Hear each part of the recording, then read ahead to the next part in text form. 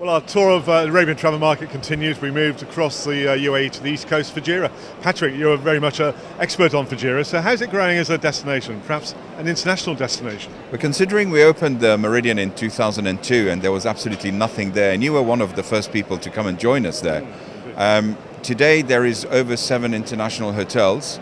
The 2 new hotels have just opened, and there is 2 more hotels in the pipeline over the next 18 months. So the destination is growing.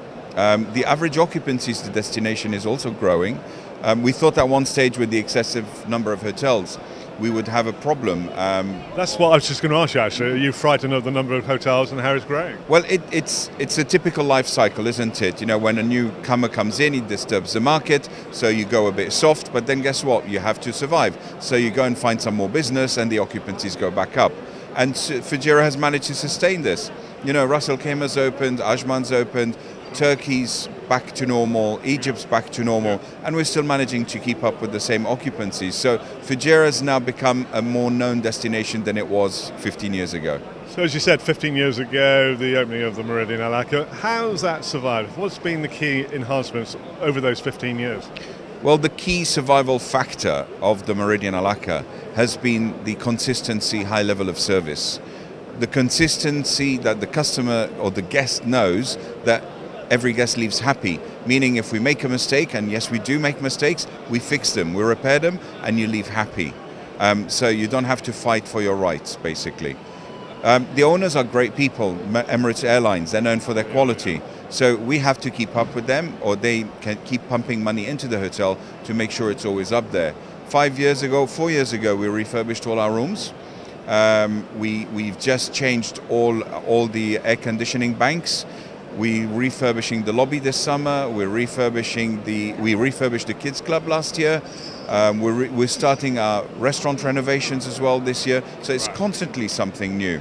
But on top of this, to give people another reason to come to us, we've just opened the first high ropes activity centre. I was going to ask you about that, because you mentioned Ras Al Khaimah with a zip line, and you have a rope line set up. Yeah. Tell us about that. Ras Al Khaimah's got the biggest zip line in the world. I've got the smallest one. Okay. So, we've got an activity centre. It's an activity centre that's got 5 different activities. So a climbing wall, an abseiling wall, the leap of faith, which is the most interesting one, you know, trying to see adult men or ladies running up a pole 8 meters high and standing on a 20 centimeter square platform. Okay. 2 people together. Right. That's really interesting. That's what you call team building. Yeah, yes. Sure. Then 2 zip wires and what we call the fast jump. Okay.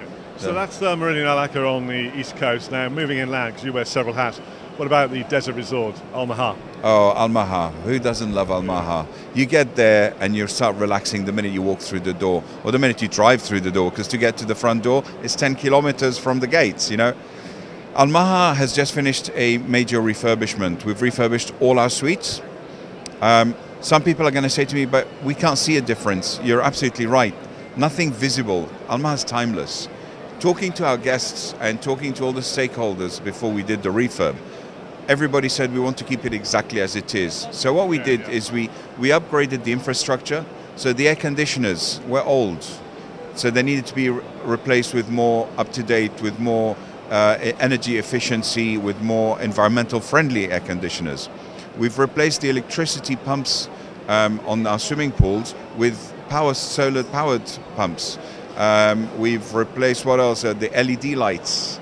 All the lights have been replaced with LED lights. You know. So have you actually reduced the consumption? What sort of percentage? We're talking between 20 and 30%, depending on the season and how hot it is outside, that we've reduced the power consumption. We're always looking for ways of improving how green Al Maha is. Al Maha, I think, is one of the first hotels that has embraced being green and environmental. It is on the DDCR, Dubai Desert Conservation Reserve.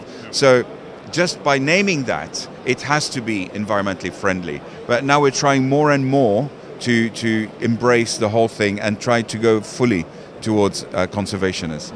And to finish on, I mean, we could talk about Al Maha for a long, long time, but here at Arabian Travel Market, it seems to be a real buzz this year. What's it been like from your perspective? Fantastic. You know, really, really surprised by the amount of meetings we've had. Obviously, you come to Arabian Travel Market ready with pre-prepared appointments. If we were not 3 in our teams, both in Aqah and Maha, we would not be able to cope with the extra meetings that we've had. So hopefully this will all translate into business, into extra occupancy, and you know what, I'm really looking forward to the next 2018. Well, it sounds very positive and very upbeat. Patrick, thanks for talking to us.